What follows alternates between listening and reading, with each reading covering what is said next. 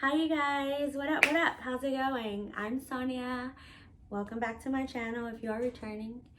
If you are new, the whole content of the channel that I have created is to basically talk about my life. I've had quite a journey and quite a few things that I've been wanting to talk about. And I've talked about this in my last video. If you haven't watched my last video, I kind of recommend that you go back and watch it, because today is the day where I tell my Ivan story. This is about the relationship that I was in 10, 11 years ago, actually longer than that, about 13 years ago. And it's pretty brutal and just a lot of emotion, a lot of things going on. I never thought I would want to talk about this in my whole life, but I am. I've been waiting for this moment for a few years now, and today's the day. So here it is. It's May 31st.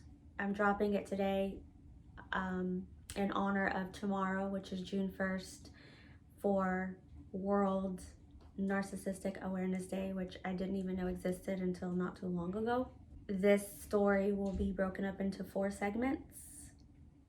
Today is the first. So we're just gonna jump right into it because this is a very long story. I'm gonna give you a backstory. So kind of you know where I was at the time. This is about 2007. I lived with my mom at the time. As the story goes, I will have been in and out of my mom's house. But I was about 22. I had just graduated dental assisting school, and I had moved back home. My daughters were 4 and 5, I think, and yeah, my sister was a junior. I think she was a junior going into her senior year. Anyway, I have to ask her. I can't remember. But anyway, so I lived with my mom and my stepfather, who had been around for a really long time, and my brother, who was very small. But my sister and I, we used to throw parties when my parents went out of town. And they went out of town quite a bit because my dad was from Arkansas, and so he would always go back and visit family or go hunting on his deer lease or whatever. So they were always gone. And so when they would leave, I would throw my sister these parties. You know, it was mostly her friends, but I was the older sister. We're about 5 years apart. So I was the designated alcohol buying person. So I would gather a bunch of money from her friends and put my money in, and I'd go and buy alcohol, and we'd throw these parties. And they started off really small, and then they got bigger and bigger throughout the years. The last party was the biggest, and it was the craziest. But sometimes I would invite some of my friends to come over. We were kind of like babysitting because they were really young, and I never let anybody leave. I always told them to stay the night, and they would, and in the morning they would go home and we'd clean up and act like nothing happened when my parents got back into town. So this one, you know, we did it a few times, about 4 or 5 times. Anyway, so I don't remember if this was like the 3rd party we had thrown. I think it was like the 3rd party we had thrown. And so we were throwing a party, and I invited my my brothers. I had 3 brothers on my dad's side. You know, my biological parents were divorced. And so I had 3 brothers on my dad's side. And I invited 2 of them out of the 3, and I told them, you know, come to my mother's house, we're having a party. So they brought Ivan, who was their cousin, not technically their cousin, he was a friend, but so they brought Ivan. So that's how I met him. I met him at a party that I threw. So anyway, he shows up, and it wasn't like, oh my God, he's just like this amazing guy I need to talk to. He was attractive and good looking. He was charismatic. He dressed really nice. He worked at a clothing department store. He was a supervisor. I remember him talking about his kid. He had a son that was one of my daughter's ages. So he talked about how much he loved his son. And so you know, it was just like I said, it was just me focusing on my sister and her friends and just having a good time. It was nothing, you know, like I wasn't looking for anything. I was actually saving money because I was planning to move out and get my first apartment all by myself after I had finished dental assisting school. I had graduated dental assisting school in April 1st of 2007. And this was around, the party we had like was around summertime. So I think it was right before my 23rd birthday because I was still 22, I think. So anyway, we have this party, whatever, that's how I met him. Well, he ends up leaving and going, you know, back with my brothers. And the next day, I'm talking to one of my brothers. And I just kind of casually mentioned, like, hey, you know, who was that guy that you brought to the party? And he's like, oh, that was my cousin. And I was like, oh, well, you know, he's cute, you know, can I like have his number? I never was told why, and I will never forget this because it haunts me to this day, but my brother said, no, I don't want you talking to this guy. And he didn't elaborate or give any details, and I just thought, okay, well, maybe he's just being a big brother. Like, he doesn't want to, you know, he doesn't want me to talk to his cousin, whatever. So I'm just like, really? Okay. I'm like, well, you know, I just thought he was cute or whatever. And, you know, if you don't want to give me his number, fine. But will you give him my number at least? And he's like, well, I'm not comfortable. I don't think it's a great idea. He's like, let me think about it. And then we hung up. And honestly, I kind of just forgot about it. Well, later on that day, Ivan calls. And he's like, hey, your brother said, you know, you were wanting my number and he gave me yours. He's like, is that okay? And I was like, yeah, of course. And so that's how we started talking. And nothing extravagant, nothing crazy. Now, up until I met him, I had relationships. Obviously, I had daughters, so I've had relationships. And I will eventually talk about those later, but they were nothing like crazy or significant, unfortunately. I didn't love these people. I thought maybe I loved one of them, but I really didn't, because if I really did, I wouldn't have walked away so easily. I was young. I was still super young even when I met Ivan, so imagine how young I really was. You know, I had 2 daughters in high school. So I was fairly, very young when I had my very first relationship. So how do you know what love is at 13, 14, 15 years old? You really don't. And as I got older, I realized I really didn't love these people. It took about maybe 5, 6 months when I realized that I was actually in love for the first time. Like a real love.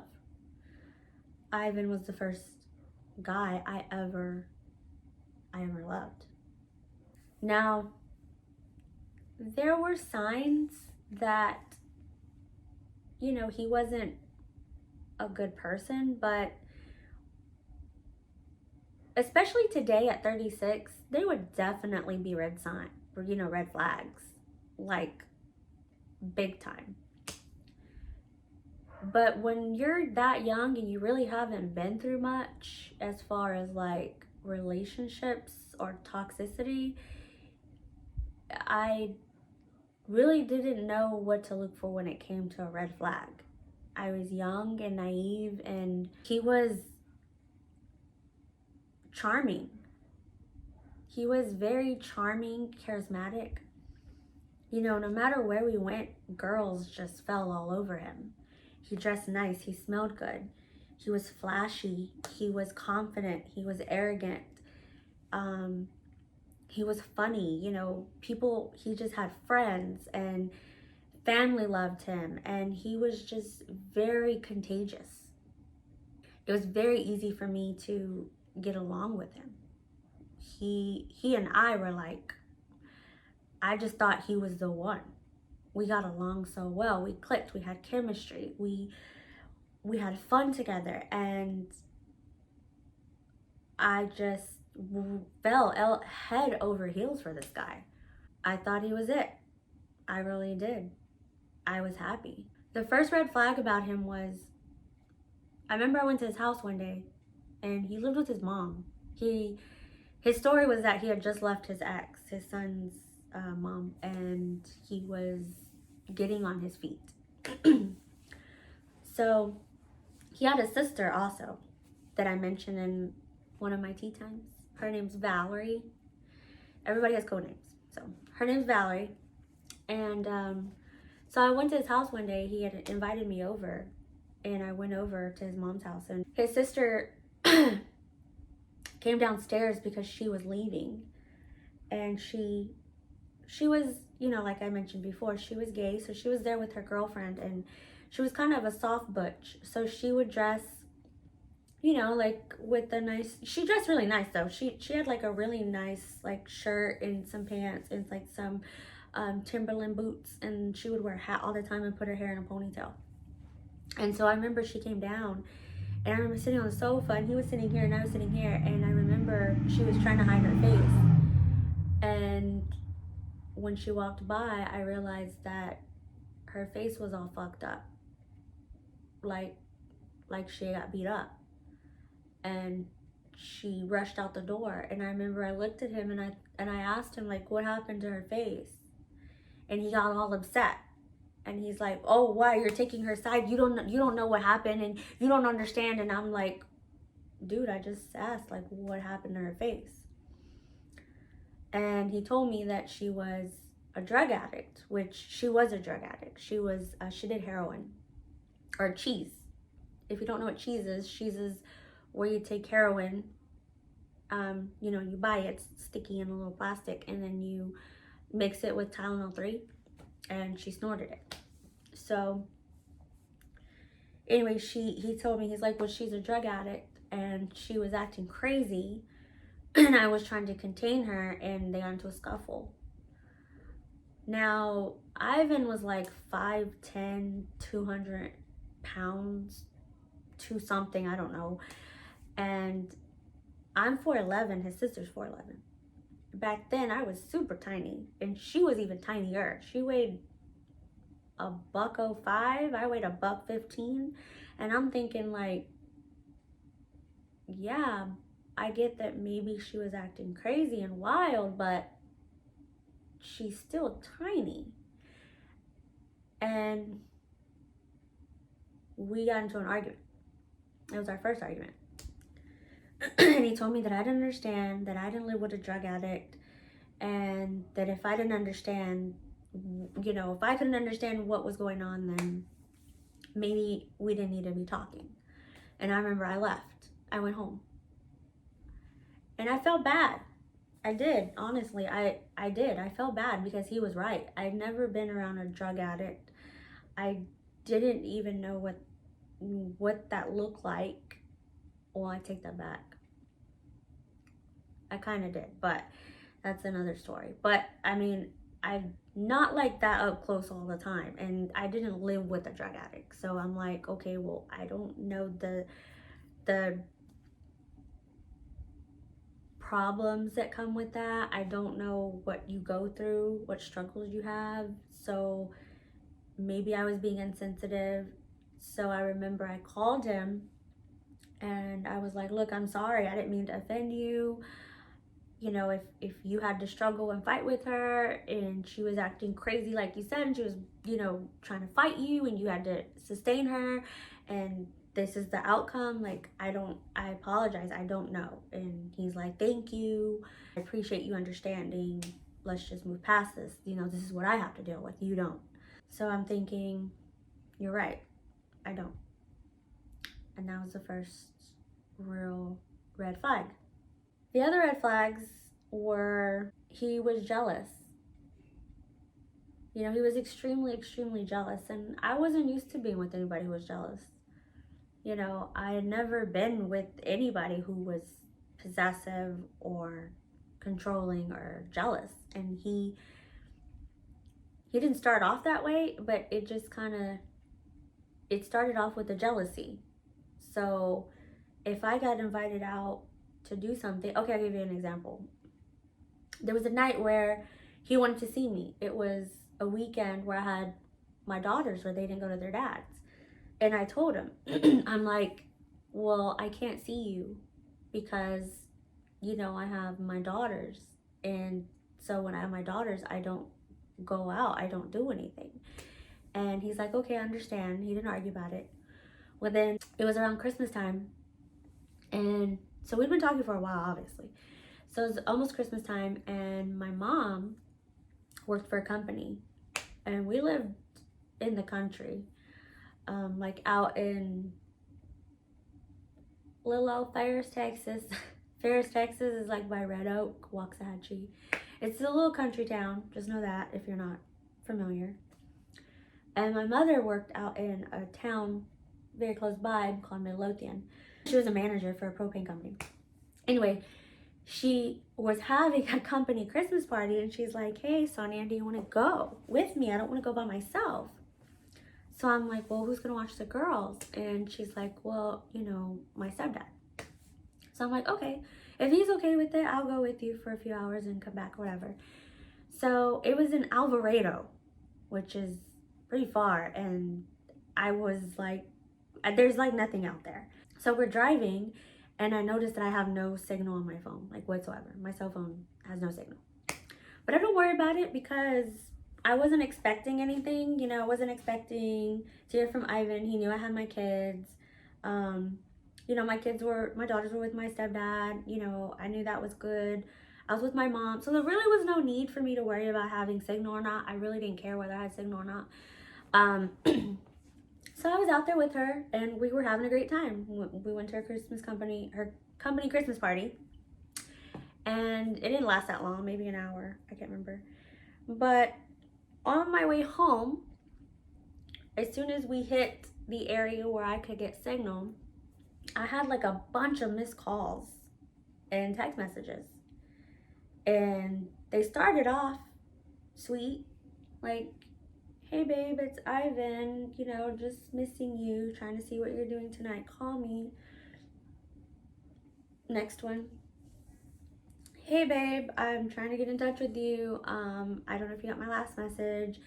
Can you call me back? I want to talk to you since I didn't get to see you today. Call me back. Next one. Hey, I'm kind of worried, like you're not calling me back. Like, are you avoiding me? What the fuck? Did I do something wrong? I need you to call me back. Hey, you stupid fucking bitch. How come you're not fucking calling me back? What the fuck are you doing with the fucking guy? You're fucking him right now? I'm not gonna lie, like, I remember looking at my phone like, did it really go from that to that? I was really shocked. A guy never talked to me like that, ever. I've had arguments with my exes before, but it was not like that. I've never been disrespected or called out of my name. So I get to the house, I wait till I get to the house, and I call him back. And I'm like, yo, like, what the fuck was that? And I could tell he was drunk because he was slurring his words. And he was like, you didn't fucking answer the phone. Were you the fucking guy? Blah, blah, blah. I'm like, yo, hold up. First of all, I ain't your baby mama if that's how you talk to her. I ain't her. I ain't it, bro. I'm like, second of all, you know, this was a situation. My mom invited me, you know, told him the whole story. I'm like, just because I didn't answer the phone or you couldn't get a hold of me, it doesn't mean anything. Like, you do not talk to me that way. And I don't appreciate it. And he said, he got real quiet. And then he said, well, it's because I love you. I'm in love with you. And I was like, okay, well, all right, well, okay. I'm glad, but you can't talk to me that way. So that was kind of like his excuse whenever he would get like that. Like I said, he was super sweet and loving. He was very sweet, actually. He would pick me up in the limo for Valentine's Day and send me flowers to work for no reason. He bought me jewelry. He would tell me I was beautiful. He would take me out to really nice places to eat, and he was really nice. Like I said, he was charming and loving. And I fell in love with that. But then little by little, little inklings of stuff like that would happen when he would get upset. And his excuse was, well, I love you. And I just don't want to lose you. I get jealous. I can't imagine or think of you with anybody else. When I'm 36, I think now, like, what the fuck? When I'm 23, I think, oh, well, he must really care for me. Like, a guy wouldn't go crazy for me if he didn't really love me, right? I really didn't know how to handle the situation, really, honestly. I was in love with this 90% of him, and then this little, not even 90, I would say 95% of this person that I saw. This person who made me feel special and who was constantly telling me that he was in love with me and who did nice, sweet things for me. And then when that little 5% would show its horn, you know, I knew in my heart that it wasn't perfect. It wasn't, not even perfect. It wasn't, I guess, right, but I was in love with him. And I just thought, you know, maybe if I just try harder, I don't know, do something that will give him reassurance that I'm not going anywhere, that I'm not interested in anybody else. I don't know. I thought maybe things would get better as our relationship grew and maybe he could trust me or, you know, back off a little, give me some space. So I didn't let it bother me too much. Months I went by, and obviously, I don't remember if it was 6 or 7 months, but it had been a while. And I ended up moving in with them. You know, me and my mom, we weren't getting along, and we never did. And I ended up wanting to leave, but my apartment that I was waiting for, because I was on a waiting list for an apartment in Red Oak, it wasn't ready. And me and her were just not doing great, like always. And he had just got or his mom had just bought a house in Pleasant Grove. And if you think Oak Cliff's bad, Pleasant Grove is trashy. Sorry if you're from Pleasant Grove, but it's trashy. It's ghetto. And anyway, so she bought a house over there, and he asked me to come move in with them. He's like, you know, I'm helping her. She just bought this house, blah, blah, blah, blah. You know, you can come and stay, you and the girls. And I'm just like, at the time, we've already been invested. I'm in love with him. I'm not getting along with his mom. I want to move out. She's basically kicking me out, but I'm also leaving, which is how it always went. And I'm thinking, you know, why not? We can save money. We can get us a place. It's going to be great. It's going to be good. A new chapter in my life. Let's do it. I had a good job. I was working at a, you know, dental office. I was doing great. Positivity, right? Progression. Young.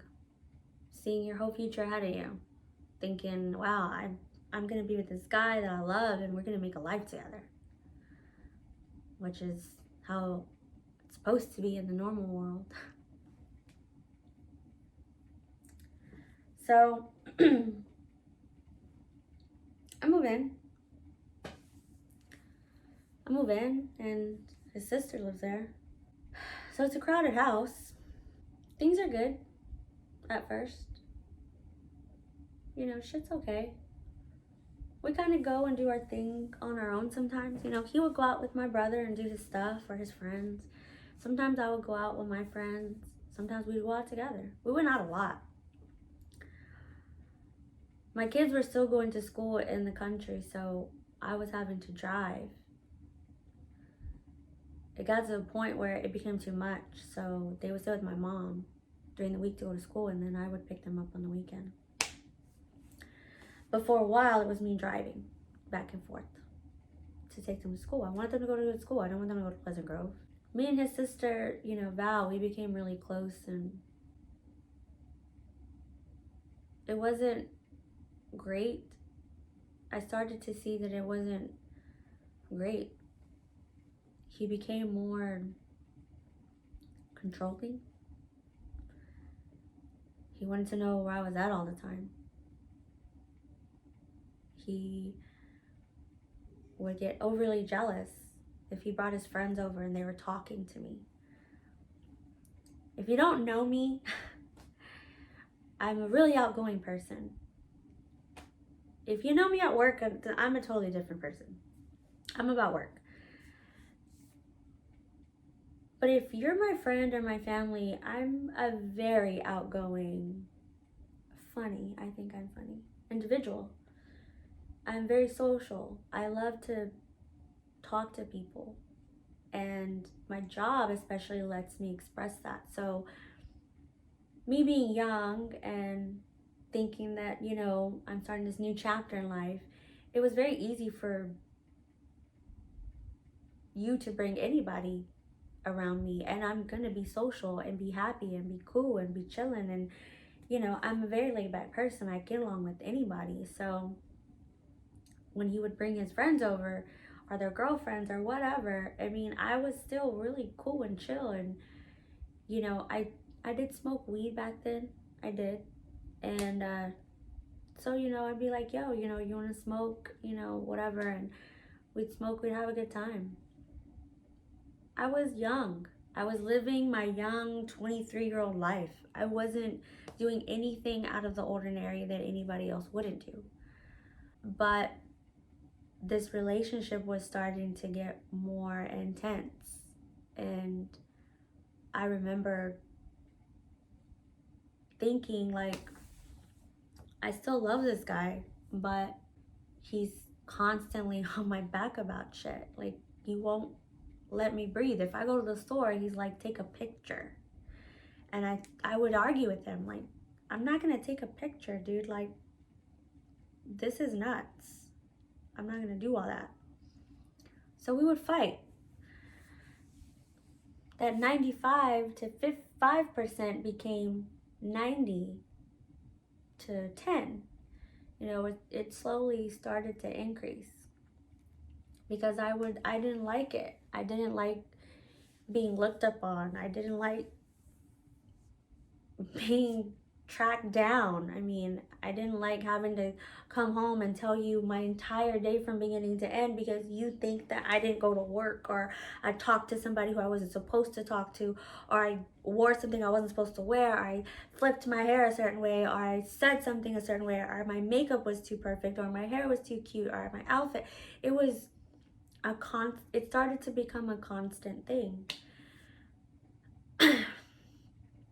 But it didn't bother me enough to where I wanted to leave, because I've never been in love before. I never really knew of a person, of a man who loved me. My father was estranged. My parents divorced when I was 2. And I would tell my father's story soon, but I didn't have a father. So I didn't know what it was like to be loved by a man. My stepfather was great, and don't get me wrong, I love my stepfather. He was phenomenal for the 20 years that he stuck around, but I wanted a man to love me. And this is what I thought it was. So this is all I really knew. And I thought, maybe he does love me. Maybe love does make you act crazy. Now they say love hurts. They say love makes you do crazy things. They say love is blind. And I believed it. I didn't find out until maybe 3 months after I moved in with Ivan that he didn't just smoke weed, that he did coke. And it started off small. We would go out and stuff, and he would do it in the bathroom, or he would do it in the car before we go in, and we would argue. And I'm like, you never told me you did drugs. And he'd be like, yeah, it's not a big deal. And after a while, I stopped arguing with him because he didn't listen. And then he would say, like, you want to try? You want to try? And he would say, try it, just try it. If you love me, you'll try it. If you love me, you'll do this for me. Like, I thought you loved me. And I remember for the longest time, I wouldn't. I was scared. I was scared of drugs. I smoked weed, but that was all. I didn't do anything else. I smoked cigarettes and I drank. Drinking was my thing. Drinking's still my thing, but hardcore drugs, no. You would never catch me doing hardcore drugs. But I love this person, right? And this person didn't believe that I loved him, at least that's what he says, unless I try it. Couples do things together, right? Like, try it. So I tried it. And then it became something that we did when we would go out. Do a little coke in the car, do a little coke in the bathroom, smoke, drink. Eventually, my partying caught up with me. And I started becoming irresponsible. And I lost my job. My first dental job. I was not showing up to work or calling in, and my manager finally had it, and she told me she was letting me go. And I remember being disappointed. I remember Ivan giving me a lecture that how could I be so irresponsible and let all this stuff happen and get fired? Like, if you can't fucking hold your own and party and do what we do, then you don't need to be doing it. So, and honestly, it was my fault I got fired. It was my fault I lost my job. So I felt bad. I felt really bad. And he, him and his mom were like, well, which she wasn't any better. But they were like, well, you can't live here for free. You gotta get a job. Enters the stripping world, remember? I talked about the stripping world. I was desperate. I needed a job. They threatened to kick me out. They told me I couldn't live there. I was broke. I had no money. I was looking for other jobs, but my relationship started to get more toxic. Ivan wanted to know where I was at all the time. He had to drive me to all my interviews. If a guy was working there, I couldn't work there. If it was too far, I couldn't work there. If it was too nice, I couldn't work there. It was always a stipulation. And I didn't have any other income resources. So that was my tea time where I talked about the pimp, that's kind of how I got back into it. I really didn't have a choice. Now, there's a lot of things that happened while I lived there. It was a toxic household. The sister Valerie was always fighting with her girlfriend. I mean, one minute they're all in love, and the next minute they're beating the shit out of each other. And the next minute it was just so crazy. The mom ended up getting fired from her job. Ivan ended up getting fired from his job. We were broke. We didn't have shit. We would pawn shit just to get money. I don't want to tell the mom story. I'm going to save that for a tea time after this story's done later, but I will tell how she got fired and what happened. It was a bad time, and things were starting to get worse. I was starting to feel like shit. Like,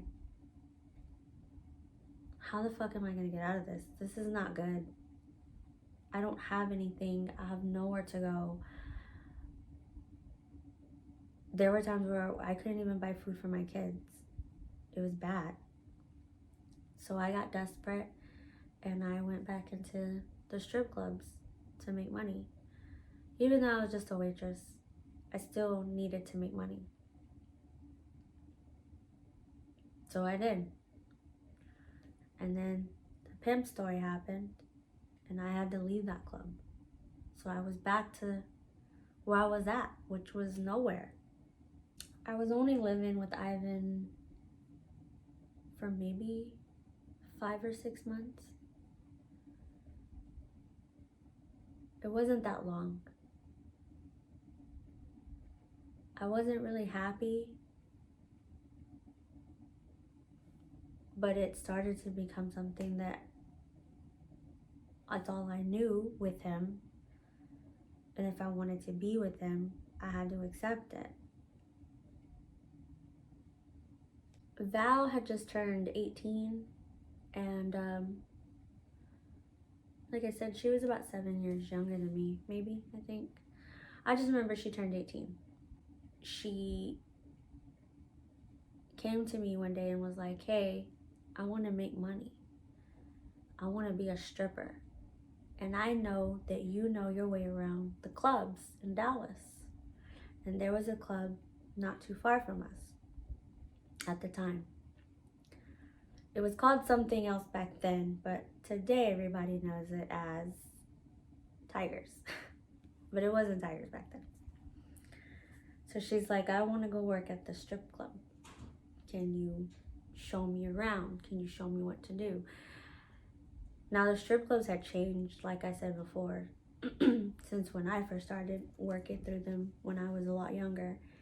And you used to be able to jump around to different strip clubs, and after a while you had to like start doing a background check, and you could only work at one strip club, and you had to work certain days to work the weekends and all this other stuff. So she didn't know all that and I knew all that. So I was like, well, I can't work in the strip club with you, but I can show you. And she's like, no, I want you to work with me. Like, I'm scared, I'm nervous. So I remember I went to Ivan and I was like, hey, your sister wants to work. Like, we need money. We're all fucking broke. We all lost our jobs. Like, can I help your sister? Just for a little while. I could make some money. She could make some money. He was like, sure. I could tell he wasn't happy, but he knew that we needed money. So he's like, sure. I don't want to hear no other shit about the last thing that happened to me, the whole pimp story. If you don't know the pimp story, you need to go back and watch it. It's in my first tea time. So I take her to the club. I help her get her background check. We both do it. We both, whatever. Within the week, we start working. Yes, I was a stripper for one night. After many years of not doing it anymore. I was like, okay, I'm just gonna do this for a little while. Our very first night we went, we did our thing. We made some money. And I plan to continue to look for another dental job, but I thought, okay, I'm gonna do what I need to do. We were there, we made money, we left. We didn't get out till like 2, but I remember we had like taken a while to get out. We went to go eat. I think we went to go pick up some weed, and then I had to get home till like almost 4. I remember it was like early in the morning. So she goes into the house, and the living room's here. There's a kitchen, and then there's a long hallway, and all the bedrooms are down there, and down the hallway. When I come in, I go to the rooms, and the girls are asleep. My brother's asleep. The mother's asleep, but I didn't see Ivan. So I go to the living room, and he's asleep on the sofa. So the sister goes to the back because she sleeps with the mom in the mom's room. And I remember I walked over to him, and he was all dressed up. And he had his hair in like these little chonguitos on his head. Like he was growing his hair out. And he had on like a wristband, like he had gone to the club. You know, when they give you the wristbands for alcohol or whatever. Anyway, he was laying down on the sofa, and for whatever reason, I was like, okay, I'm gonna lay next to him. So I go over to the sofa, and I lay down next to him, and I'm hugging him, and he wakes up, because I get on the sofa with him, and I'm hugging him, and he starts to wake up. And I could smell the alcohol, so I knew he was probably still drunk from the night before. I didn't find out till later that he had actually went out with my brother. They had went to a club or whatever. And so he sits up on the sofa, and so I sit up on the sofa. And so I'm sitting here, and he's sitting here in front of me, like right here. And he turns, and he looks at me, and I was like, hey, you went to the club last night? Is everything okay? Is it cool? And he was like, he said, well, where have you been?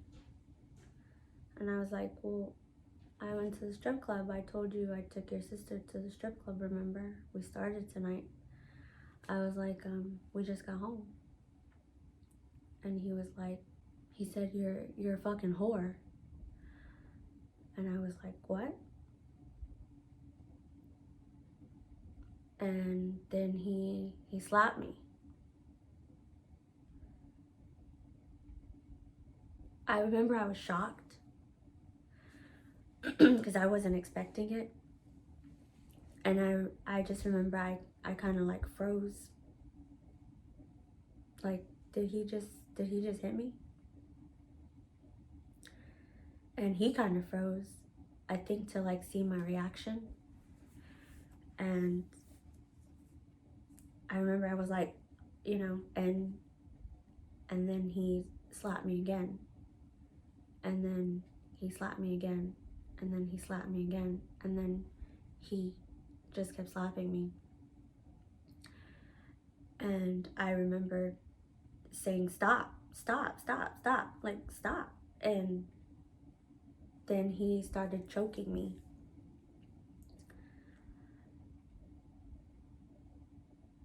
He's like 5'10" and like 200 something pounds. I was really tiny back then. I'm only 4'11".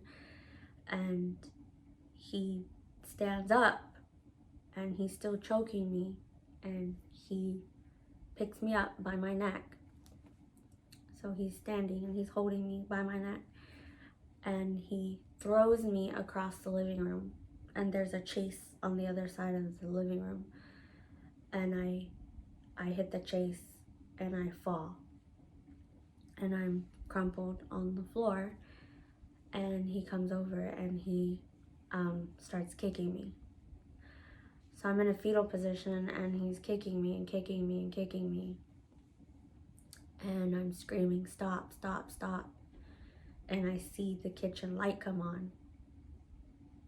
And his mom walks up to us and he stops. And the mom's asking like, what's going on? And he's like, look at her, she's pathetic. She's a whore and she's pathetic. Look at her, she doesn't even know what's going on. And I could hear them talking and I could hear him saying these things. And I remember I was trying to stand up and I was trying to balance myself on the chase and I was trying to stand up, but I was shaking. Like my legs would not fucking work. I couldn't stand up. I was trying to stand up and I could not stand up to save my life. My legs were like deer legs. They were shaking so bad. I was crying and I was shaking.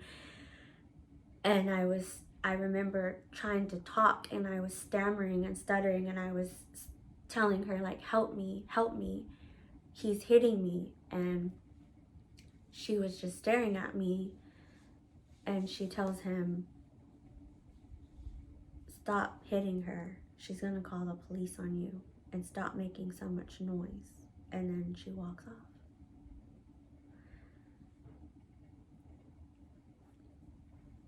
I don't remember exactly what happened after that, like particularly, but he did start hitting me again. He tossed me around that living room for I don't know how long. Maybe a good 15 minutes. It felt like a really long time. It probably wasn't even 15 minutes. And I remember I was screaming and crying and thinking like, my brother's here, his sister's here, his mom's here, and nobody, I know they fucking hear me and nobody's coming out to help me. And I just was trying to figure out how to get him to stop. And I remember just crying and screaming for him to stop. And then I hear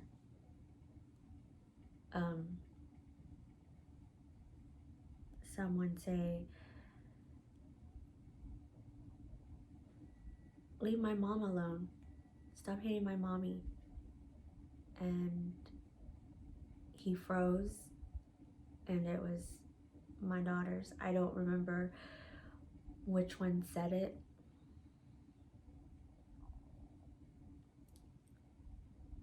I just remember they were both standing there in their PJs. And I was trying to crawl over to them.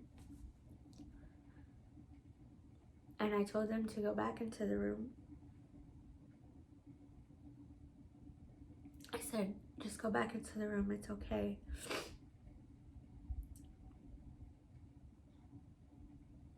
So they went back into the room, which was down the hall.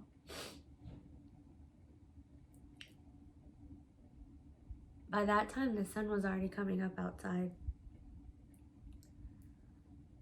So I knew we had been scuffling for a while. I'm not even gonna say scuffling because I wasn't fighting back.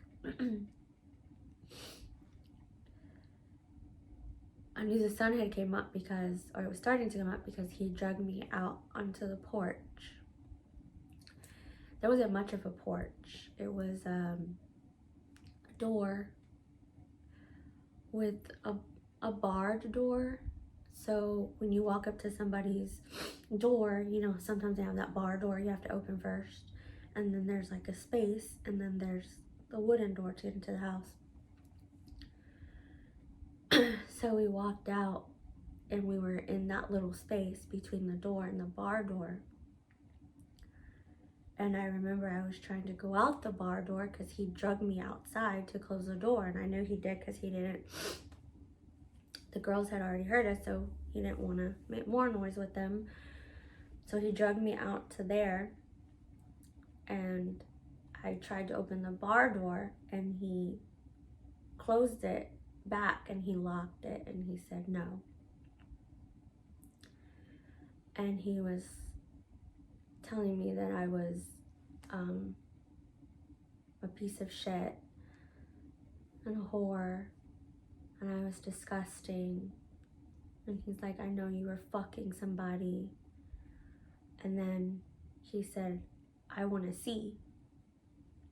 So he sticks his hands in my pants. He unbuttons my pants and he shoves his hands in my pants into me because he was checking to see if I had had sex with somebody, which I didn't. And then I'm crying and I'm telling him to stop. And then he turns me around. So I'm leaning against the bar door. And he rapes me on his porch.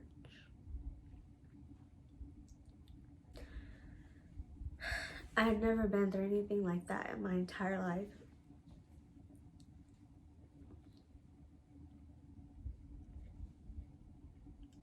At the time, I couldn't even believe it was happening to me. I love this person.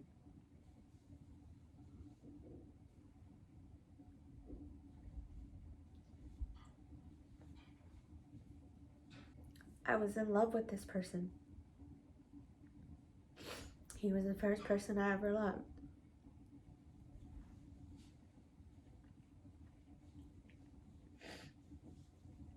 He was supposed to be loving me too, right?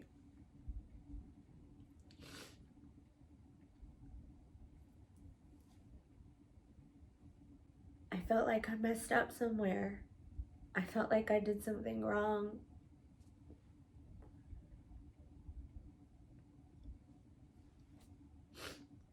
And I just remember thinking like, God, how can somebody who's supposed to love you do this to you? Sorry. I didn't think I was gonna cry.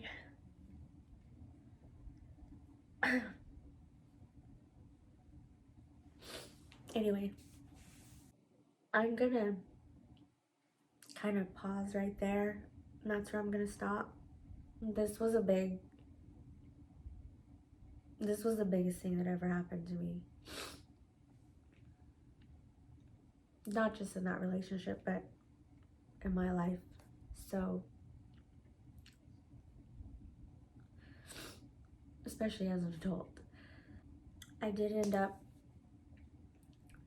getting away that morning because it turned into morning. And I ended up at my sister's house. So, when I tell the next segment of my story, we're gonna lead off with me getting to my sister's house. But that's kind of where I want to end things right now.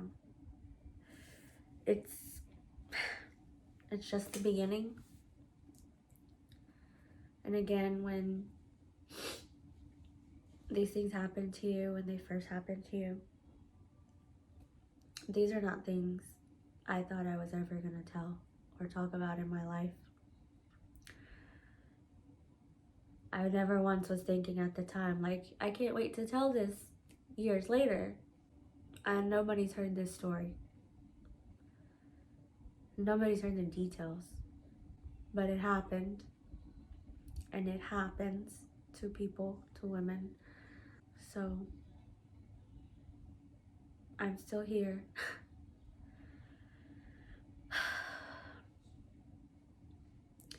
thank you so much for the love and support that I'm getting from the people who know about this, who know what I'm trying to do with this. I hope this kind of starts to give you a little bit of insight. I still have a long way to go, but I'm already into a big piece of time here. So when I come back, we're gonna move forward and continue. Until then, thank you so much for being here and listening. And I'll see you at the next episode. Thanks.